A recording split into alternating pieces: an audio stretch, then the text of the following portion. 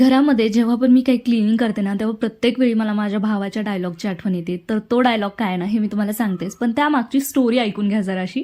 आम्ही लहान होतो, म्हणजे मला अगोदरपासूनच ना घरातील क्लिनिंगची खूप जास्त वेड आहे. म्हणजे मला असं वाटतं की हां, घर स्वच्छच राहायला पाहिजे. तेव्हा मी शाळेत असताना काय करायचे, आठवड्यातून 1 दिवस निवडायचे आणि त्या 1 दिवशी ना पूर्ण घर आवरून काढायचे, पसारा सगळा आवरून स्वच्छ करायचे घर.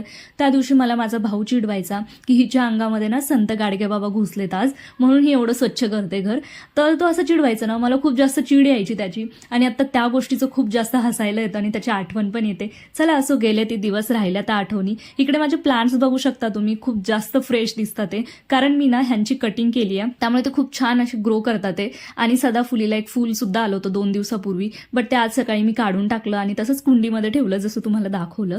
त्यानंतर सर्व क्लिनिंग झाली आणि आज हेअर वॉश केला होता. हेअर वॉश केल्याच्या नंतर ना खूप जास्त हेअरफॉल होतो. तुमचाही होतो का असाच? कारण माझं तर खूप जास्त होतो, त्यामुळे हेअर पूर्ण बांधून घेतले आणि घरात झाडू मारायला चालू केलं. तर चला भेटू नेक्स्ट व्हिडिओमध्ये. बाय.